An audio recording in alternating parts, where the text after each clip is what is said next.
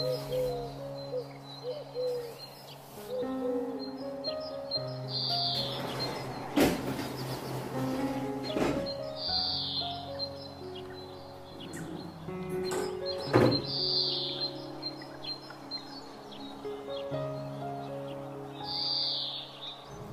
बंधुरा केमन आछो तोमरा सबाई आशा करी सबाई भालो आछो एबं सुस्थ आछो। नतून आरेकटी ब्लगे तोमादेरके जानाच्छि अनेक अनेक स्वागतम, अनेक अनेक भालोबासा। तो सकाल 5टार समय उठे जानाला खुले दिलाम, देखते पाচ্ছ कि परिमाणे आलो आसছে, तार माने बोझाई जाच्छे जे आजके सारा दिनटा गरमे काटबे, गरम होबे, रौद्र होबे प्रचुर। तो যাই হোক সকালবেলা উঠে আমি চেঞ্জ করে নিলাম জামা, তো তারপর মাথাটা আঁচড়ে নিচ্ছি, তারপর যাব হচ্ছে রান্নাঘরে। সকালবেলা তো আমার রান্নাঘরেই কাজ থাকে, ঘর দুয়ার ঝাড়ু দিয়ে নিয়েছি, বাসন অল্প কয়েকটা ছিল সেটাও মেজে রেখেছি, আর কালকে রাত্রিবেলায় সব বাসন মেজে রেখেছিলাম। তো কালকে রাত্রিবেলারও সবজি আছে, তো সবজি রান্না করতে হবে না, সকালবেলা শুধু ভাত করব গরম গরম। আর অবন্তিকাকে তো এই যে ड्राई फ्रूट दूध एगुलो सब मिलिए स्मूदी बानिए देई, साथे एकटूखानी छातू देई। तो এই খেয়ে ও অফিসে যায়। আর ওর টিফিনে আজকে দেবো ভাবছি যে রুটির ডো করাই আছে, তো রুটি কি দিয়ে দেবো না দেবো সেটাও মানে ভাবতে ভাবতে মাথায় আসলো যে ঘরে ডিম আছে, তো এগ রোল করে দিলেই হয়ে যাবে।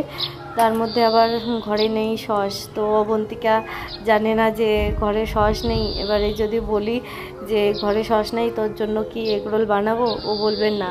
তো আমি এমনি এমনি ওকে বানিয়ে, ওকে না বলেই বানিয়ে ওর টিফিনে দিয়ে দেবো সস ছাড়াই। আর সস খাওয়াটা তো অত একটা ভালো না, এত হেলদি খাবার খাওয়াচ্ছি কারণ ওর যাতে সুস্থ থাকে, ওর স্কিনটা যাতে ভালো থাকে।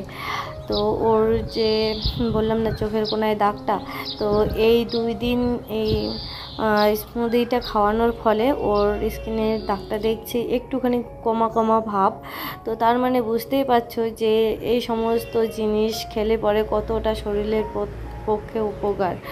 তো আমরা আগে এগুলো খেতাম না, তো অনেক টাকা যাবে ভাবতাম, অনেক হবে, খরচা হয়ে যাবে মাসে, তো এই ভেবে ভেবে খেতাম না। তো তারপরে আমাদের শরীরগুলো আগে তো দেখেছোই তোমরা, মানে কীরকম ছিলাম, হাড়গিলা বডি।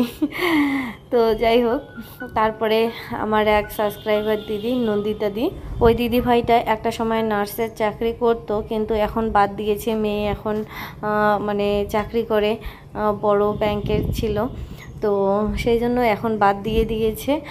আর আমার সঙ্গে যখন যোগাযোগ হয় তখন আমাকে বলে এ কী চেহারা তোমাদের, প্রত্যেকটা ফ্যামিলির লোকের চেহারার কোনো গঠনই ঠিক নেই। তো তারপরে আমাকে বলে যে কি কি সমস্যা হয়।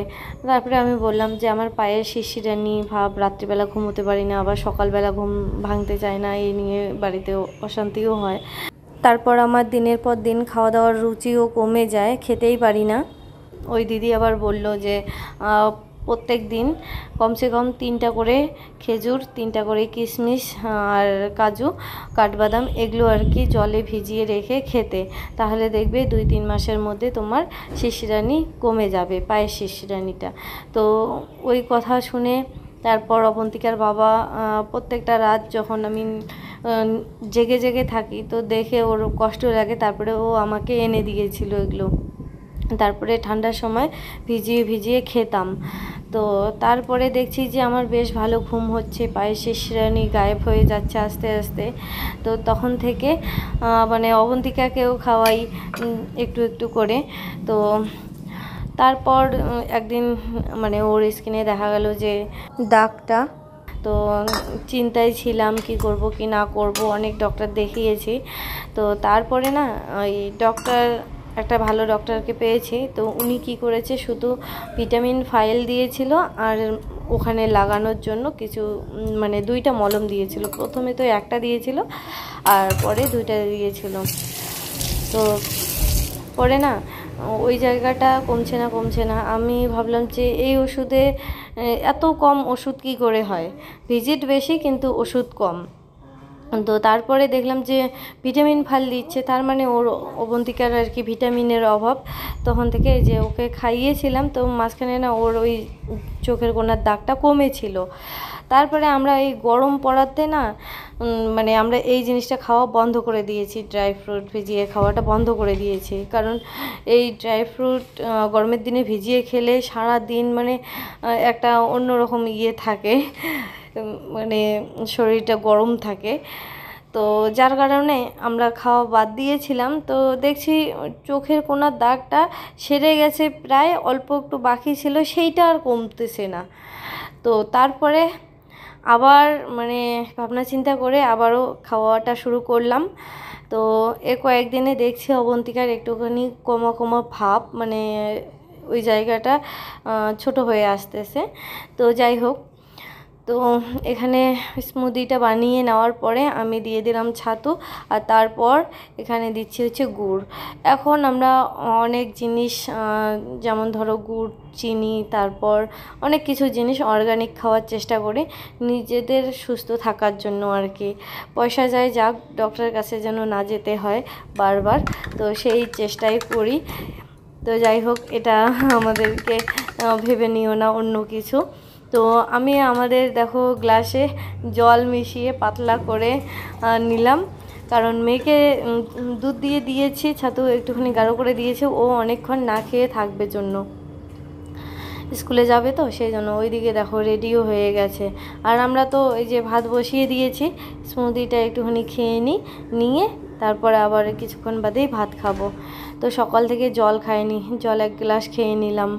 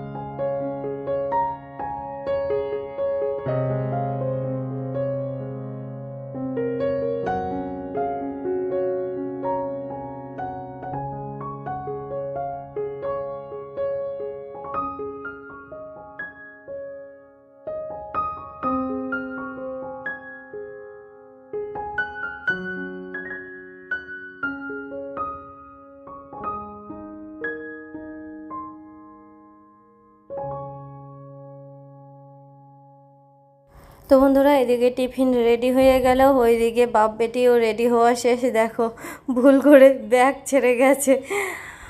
তো অবন্তিকা ওর বাবার ভরসায় ব্যাগটা রেখে গেল, ভারী বেশি না তো সেই জন্য। ওর বাবা আবার গম গম করে বেরিয়ে গেল। তারপরে আমি মনে না করিয়ে দিলে পরে অমনি বুঝি চলে যেত, মনে করে দিলাম, পরে ব্যাগটা নিয়ে গেল। তো আমি ওইদিকে ভাতটা তো বসিয়ে দিয়েছিলাম, তো ভাতটা হয়ে গেছে। মাঠটা ছেঁকে নিয়ে তারপর চলে আসলাম বিছানা গোছাতে।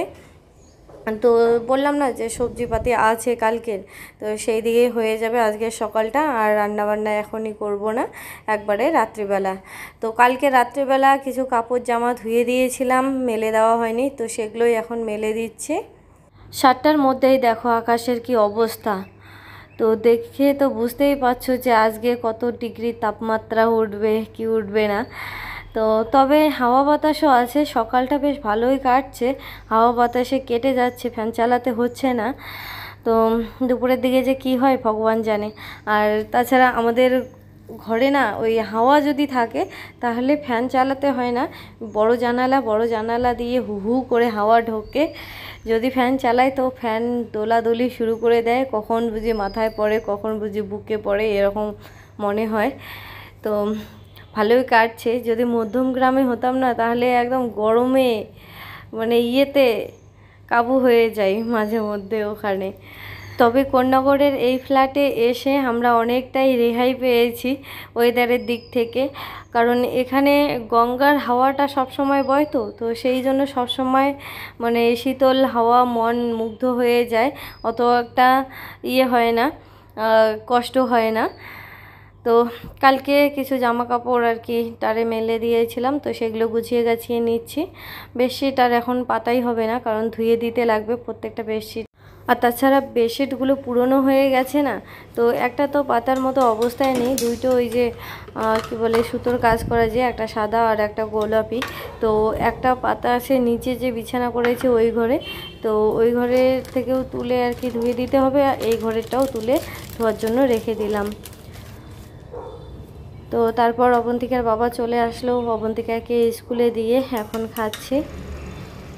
সকাল সকাল নিচে অনেক লোক হইচই করছে, তো দেখলাম যে সুইমিং ক্লাবে আর কি অনেক বাচ্চা কাচ্চা এসেছে, তাদের গার্জিয়ান এসেছে, তারই আর কি হই হই হচ্ছে। তো সুইমিং করছে বাচ্চারা, জলের খলখল শব্দ। আমারও মাঝে মধ্যে মনে হয় যে পুকুরে গিয়ে একটুখানি ডুব দিয়ে চলে আসি। তো এখানে না গঙ্গা পাশে গেলে পরে যাওয়াই যায়, কিন্তু আমার সাথী নেই জন্য আমি যাই না। তো যখন সুস্মিতা এসেছিল আমার বান্ধবী, তখন আমরা দুজনেই গেছিলাম, গঙ্গায় স্নান করেছি। এদিকের গঙ্গার পাশে যেহেতু অনেকগুলো ঘাট, আর ঘাটের সাথে চেঞ্জিং রুমও থাকে, তো যার কারণে অসুবিধা হয়নি, চেঞ্জিং রুমে চেঞ্জ করে নিয়েছিলাম আমরা দুজনেই। সকালে উঠিয়ে দেখো তো কি করছেন চুলগুলো, নিজে নিজে ওস্তাদি করতে গিয়ে দেখো কি অবস্থা দেখা যাচ্ছে। ভালো লাগছে না? লাগছে না? তুমি অফিস থেকে আসিয়ে নাপিতের কাছে যাবা কেন? এই অবস্থায় তোমাকে থাকতে দেবো না আমি। ভালোই তো লাগছে। ভালোই লাগছে, ওই বাইরে থাকবা, আমার চোখের সামনে আসবে না।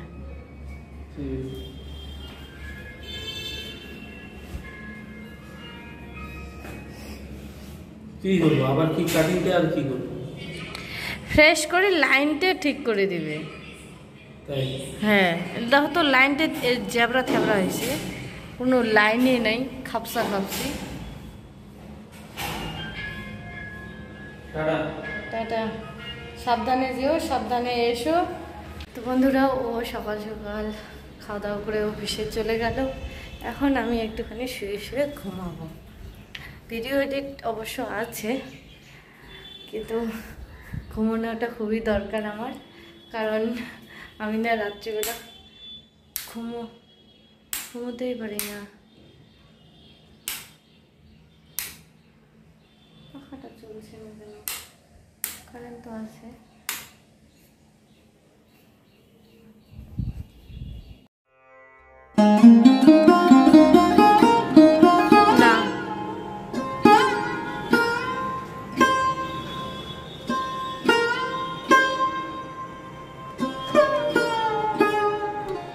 গুড ইভিনিং বন্ধুরা, সারাদিন আর কোনো ভিডিও করা হয়নি, শুয়েছিলাম একটুখানি সকালবেলা, তারপরে এই 10টা সাড়ে 10টার সময় উঠে অবন্তিকাকে স্কুল থেকে গিয়ে নিয়ে এসেছে, তারপর ও বাড়ি এসে খাওয়া দাওয়া করে একটুখানি স্নান টান করে খেলে টেলে ও ঘুমিয়েছিল।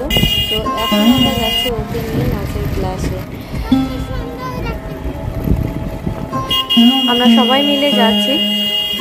নাচের ক্লাসটা যেহেতু আমাদের ফ্ল্যাট থেকে অনেকটাই দূরে, তো যার কারণে অবন্তিকার বাবাও আর কি যাচ্ছে। আমি জায়গাটার নাম ঠিকঠাক বলতেও পারছি না, তো টোটোওয়ালাকে বলতে লাগবে, তারপর আবার আসতে পারি কি না পারি। তো সেই চিন্তা ভাবনা করে ওকেও বললাম যে চলো যাই। তো এখানে এসে তো দেখো আলাদাই এক দৃশ্য। ছোট্ট একটুখানি বাচ্চা দেখো শিখছে, ওর 2.5 বছর বয়স নাকি, 2.5 থেকে 3 এরকম হবে। দেখো কি সুন্দর করে শিখছে। এখানে অবন্তিকাকে বেশি লম্বা চওড়া দেখা যাচ্ছে, ওকেই বড় দেখা যাচ্ছে। তো যাই হোক, তারপর বাড়ি এসে বাসন কটা ছিল তো সেগুলো মেজে ঘষে নিচ্ছি। মেজে ঘষে নিয়ে তারপর আসার পথে নিয়ে এসেছিলাম কাতলা মাছ, তো সেই মাছগুলো ধুয়ে বেছে নিচ্ছি আর কি। এখন আবারও রান্নাবান্না করতে হবে। তো আজকে যদি রাত্রিবেলা রান্না করে রাখি তাহলে আর কালকে সকালবেলা চাপ হবে না, যা ভাত তরকারি থাকবে তাই খেয়ে দিয়ে অবন্তিকার বাবা যেতে পারবে আর কি। তো এখানে মাছগুলো আমি ধুয়ে আলাদা আলাদা রেখে দিচ্ছি। আজকে যেগুলো আমি রান্না করব সেগুলো বাইরে রেখে দেবো, মানে নর্মাল ফ্রিজে আপাতত। আর যেগুলো 1-2 দিন থাকবে তো সেগুলো আর কি ডিপ ফ্রিজে রেখে দেবো। তো বন্ধুরা, কয়েকদিন আগে সোশ্যাল মিডিয়ায় আমাদের নামে যা মানে ঝড় তুফান গেল আর কি, তোলপাড় গেল, তার ফলে যে আমার নিজের সংসারে কত কি ক্ষতি হয়েছে সেটা এখন হাড়ে হাড়ে বুঝতে পারছি আমি। তোমরা যারা আমাকে ভালোবাসো সবসময় বলো রুমকি এই বিষয়গুলো ভুলে যাও, নতুনভাবে জীবন কাটাও। কিন্তু কি করব বন্ধুরা, আমাদের তো সংসারের ক্ষতি হয়, তাই না? সেই জন্যই আমি কোনো কিছু ভুলতে পারি না, মানে অল্পতেই খুব উত্তেজিত হয়ে পড়ি, মাথা গরম হয়ে যায় আমার। এখন প্রত্যেকটা রাত টেনশনে জ্বালায়, মানে ঘুম ধরে না। তবে এখন দেখতেছি যত ক্ষতি হচ্ছে আমারই সংসারের ক্ষতি হচ্ছে। তোমরা যা বলছো সেটাই সঠিক। যাই হোক, তো সেই সময়টা না মেয়েকে বেশি একটা সময় দিতে পারিনি, ওর পড়াশোনা ওকে আর কি কোনো রকমই সময় দিতে পারিনি। তো যার কারণে মেয়েটা একদম ডিপ্রেশনের মতো হয়ে গেছে, আর কোনো পড়াশোনা ওর ভালো লাগতেছিল না। এমনিতেই ও বাংলা মিডিয়ামেই ছিল, তার মধ্যে ইংলিশ মিডিয়ামে এসেছে। তো এখানে আসার পরে পরীক্ষাগুলো চলছিল, ওর ফার্স্ট ইউনিট টেস্ট। তো তখনই তো ওই ঝামেলাগুলো শুরু হয়ে গেছিলো, ওকে না সেরকম সময় দিতে পারেনি, যার কারণে এখন আমাদেরকে দ্বিগুণ পরিমাণে ওকে সময় দিতে হচ্ছে। ওর কিছু কিছু পড়া মিস গেছে, তো সেগুলো মানে পড়িয়ে দিতে হচ্ছে। তারপর আবার ও কিছু কিছু জিনিস বুঝতে পারছে না, তো সেগুলো করতে করতে না সময় সেরকম পাওয়া যাচ্ছে না। তো যার কারণে ভিডিওগুলো একদিন পর পর দিচ্ছি। তো সেই জন্য না আমি কোনো ঝুট ঝামেলায় যেতে চাই না কোনো কিছুতেই। তো তারপরেও আমি না যেতে চাইলেও কেমন করে যে আমার মাথায় বোঝ আসে, তো কিছু করার থাকে না। আমি জানি আমাদের জীবনে কেউ নেই, আমরা তিনজনের পরিপূরক, আমি, আমার সন্তান আর আমার বর। তো এইভাবেই আমাদের জীবন কাটবে। তারপরেও উপরান্তি আর কি বলে না, এক্সট্রা ঝুট ঝামেলাগুলো মাথায় চেপে যায় মানুষের ভালো করতে গিয়ে। তো মানুষের ভালো করতে গিয়ে নিজেরা আমি যে কত কিছু ক্ষতি করে ফেলি, তো এখন এই কয়েকটা দিনে আমি হাড়ে হাড়ে বুঝতে পারছি। অনেকেই আমাকে বুঝায়, তো মাথা গরম হলে না তখন আর সেই বুঝগুলো মানে কাজে লাগে না। মাথা গরম হলে মনে হয় যে মুখ দিয়ে যা নাই তাই আর কি বলে দিই, যে আমাকে এরকম করে বলছে তাকে গালাগালি করি, এ করি সে করি, নিজের সংসারের ক্ষতি করি, নিজের সময়ে বরবাদ করি ওগুলো চিন্তা ভাবনা করতে করতে। তো এখন আমার মেয়েটার উপর দিয়ে যাচ্ছে আর কি ধকল। ওকে আমরা পড়িয়ে দিচ্ছি, তার মানে তো এটা না যে ওর সমাধান হয়ে যাচ্ছে, ওর বর্তমানের পড়াটাও পড়তে হচ্ছে, আবার পরে যেগুলো মিস গেছে, মানে আগে যেগুলো মিস গেছে সেগুলো এখন ওকে দেখতে হচ্ছে। তো ওর উপর দিয়ে খুব চাপ যাচ্ছে আর কি। তো তারপরেও আমাদের একটুখানি যে এক্সট্রা কারিকুলাম কিছু শিখুক, আর স্কুলের এক্সট্রা কারিকুলামে ওকে দেওয়া হয়েছিল নাচে। তো যার কারণে ভাবলাম যে নাচটাতেই দিয়ে দেই আর কি। এর আগেও তো নাচ শিখেছিল, তো দিয়ে দেই। তো ওই দিকটাতে গেলে পরে ওর একটুখানি মেন্টালিটিটা মানে ভালো হবে। ওখানে অনেক বাচ্চা কাচ্চা থাকে, আর বাচ্চা কাচ্চার সাথে খেলবে, নাচবে। তারপর দেখবে যে মন খারাপ থাকলে একটা গান শুনলেও মন ভালো হয়ে যায়। এই গানের মধ্যে এই ম্যাজিকটা আছে। তো ওখানে নাচ গানের মধ্যে থাকলে ওর মন মেজাজটা ভালো থাকবে। তো যার কারণে আর কি ওকে নাচের স্কুলে দিলাম। তো আজকে গিয়ে দেখছি প্রথম দিন, তো তাও আর কি ভালোই আর কি করছিল। তো এর আগে ওকে শিখিয়েছিলাম যেখানে, সেখানে অন্য রকম প্রথমের স্টেপগুলো, নিয়মগুলো। তো এখানে অন্য রকম, তাও আর কি বুঝে সুঝে করতে পেরেছে আর কি। তবে আমার ভগবানের কাছে একটাই প্রার্থনা, আমাদের আর আমার মেয়ের জীবন নিয়ে যারা এরকম করে ছিনিবিনি খেলছে, সময়টাকে এরকম করে খারাপ করে দিচ্ছে, তাদেরও যেন জীবনে এরকম খারাপ সময় আসে। ভগবানের কাছে এইটাই শুধু প্রার্থনা। তাহলেই তারা বুঝতে পারবে যে মানুষের খারাপ সময় জেনে বুঝে টেনে নিয়ে আসাটার যে কতটা মানে ক্ষতি হয় মানুষের, সেটা তখন তারা বুঝতে পারবে। নিজের হলে তখন তারা বুঝতে পারবে। আর কিচ্ছু চাই না আমার। তো যাই হোক বন্ধুরা, এখানে আমার দেখো সবজি হয়ে গেছে। তো আমি ঝিঙে আলু দিয়ে মাছ দিয়ে একটা ঝোল করলাম, আর করছি হচ্ছে ভেন্ডি চচ্চড়ি। তো বন্ধুরা, রান্নার শুরুতে আমি শুকনো খোলায় ধনেটা আর কি, গোটা ধনেটা ভেজে নিয়েছি, তারপর গুঁড়ো করে কৌটো করে রেখে দিয়েছি। ওটাই আর কি সব সবজির মধ্যে দিয়েছি, ভেন্ডির মধ্যেও দিয়েছি, তারপর ঝিঙে আলুর মধ্যেও দিয়েছিলাম। তো এখানে দেখো অনেক জিনিস প্যাকেটেই এখনও পড়ে আছে, বয়াম আজারি ছিল না জন্য, খালি ছিল না জন্য আর কি ভরাতে পারিনি। তো টুকটুক করে আর কি কয়েকটা বয়াম আর কি কৌটো খালি হয়েছে। তো আজকে সেগুলোকে ভরে ভরে রাখছি। আর প্যাকেটে করে নিয়ে আর কি ব্যবহার করা না খুব অসুবিধা হয়। তো কিছু কিছু আছে, যেমন খেজুরটা ছিল না, খেজুরটা প্যাকেটের মধ্যে নিয়ে নিয়ে ব্যবহার করতাম, ভালোই লাগতো না। তো আজকে বয়ামের মধ্যে ভরে রাখলাম। তো খেজুর, কিশমিশ, কাজু বাদাম আনা হয়েছে, তো সেটাই ভরে রাখলাম। আর কাঠবাদামটা এই মাসে আনা হয়নি, পরের মাসে হয়তো বা আনবো। আর এখানে কিছু মশলা, পোস্ত, তারপর সর্ষে, সাদা সর্ষে, কালো সর্ষে, এগুলো ভরে নিচ্ছি।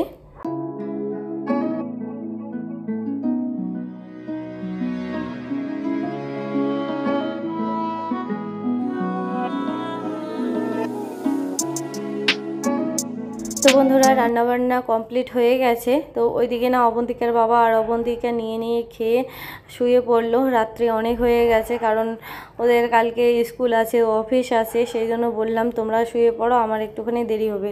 আমি যদি এই রান্নাঘরটা পরিষ্কার পরিচ্ছন্ন করে না রাখি না, কালকে সকালবেলা এসে আমার খুব অসুবিধা হবে। ওগুলো পরিষ্কার করতে করতেই সময় চলে যাবে, তারপর আর কোনো কিছুই সময় মতো করে দিতে পারবো না। এমনও হতে পারে যে ওরা না খেয়েই চলে গেল। তো সেই জন্য আমি চাই না যে ওরা না খেয়ে যাক। তো আমি আজকে রাত্রিবেলা, যত রাত্রি হোক না কেন, আমি পরিষ্কার পরিচ্ছন্ন করে রেখে তারপর স্নান করব। কারণ এই জামাটা আমার ভিজে গেছে কাজ করতে করতে। তো তারপরে শুবো গিয়ে। তো এখানে আমি ওভেনটা সব কিছু আর কি মুছে টুছে নিলাম, আর বাসনঘরটা মেজে নিয়ে তারপর আজকেও কয়েকটা কাপড় জমা হয়ে আছে, সে কয়েকটা ধুয়ে তারপরে শুয়ে পড়বো। তো যাই হোক বন্ধুরা, আজকের ব্লগটা তোমাদেরকে কেমন লাগলো অবশ্যই কমেন্ট করে জানিও। ভালো লাগলে লাইক, কমেন্ট, শেয়ার করে দিও। নতুন বন্ধু হলে চ্যানেলটিকে সাবস্ক্রাইব করে দিয়ে পাশে থাকা বেল বাটনটি অল নোটিফিকেশানে ক্লিক করে দিও। তাতে করে আমার নিত্য নতুন ভিডিও যখনই আমি আপলোড করব, তখনই তোমাদের কাছে নোটিফিকেশান চলে যাবে। তো বন্ধুরা, আজকের মতো এখানেই টাটা। সবাই ভালো থেকো, সুস্থ থেকো, সাবধানে থেকো। দেখা হচ্ছে নতুন আরেকটি ব্লগের সাথে।